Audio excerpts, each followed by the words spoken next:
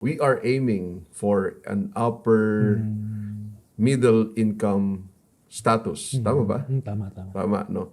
But until now, na-stuck pa rin tayo sa middle income. Tama ba ako? Middle income pa rin. Lower middle Or income. lower middle income. Nasapawan na tayo ng Vietnam. Baka mauna sila. On track ba tayo, Ben? Or ano? Saka yung Vietnam Anong explanation ng gobyerno dyan? ang ambition ng Vietnam to become high income in 2030. Parang gano'n. Basta, it's sad pero mauna na tayo. Nung time pa lang ni President Duterte, nung Duterte administration, andyan yung ambition na yan. And kung hindi nga nangyari yung pandemic, possible na upper middle income country na tayo noong 2020 or 2021. Yes. So Kasi pataas naman talaga yung yung ekonomiya nung during the time before the pandemic happened.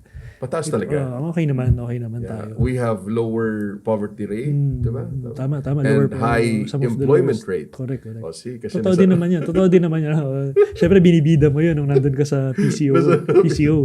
Pero, that time, even during the time of the Duterte administration, they're preparing na kasi pag upper middle income country na tayo, tulad nung, mamaya na lang yun, ngayon, nakakautang tayo ng mura. Mas mura yung mga rates ng utang natin sa World Bank, sa JICA, sa Japan, sa ADB.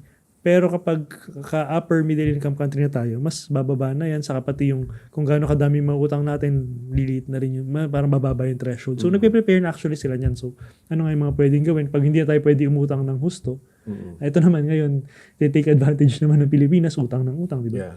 Pero yun nga, parang yung China rin, di ba? I heard yung sa WTO, sabi niya, parang may balita nung isang araw, sabi daw nung China sa WTO, yung mga binibigay na trade concessions for a developing country, hindi na namin siya kukunin kasi, well, siguro, inisip nila, hindi naman na sila developing, quote-unquote.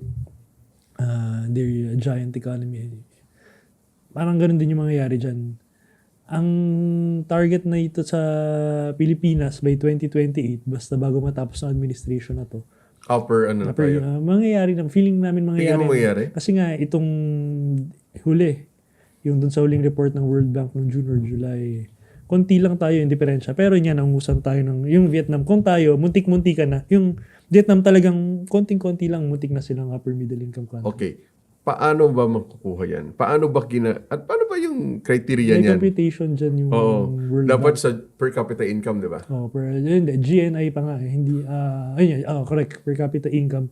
Yung GNI, ang mini-measure niya, hindi lang yung GDP natin na local production, local output. Pati yung mga galing sa kung bawat tao kumikita ng, may ano ka ba? So nakalimutan ko yung nandun yung article.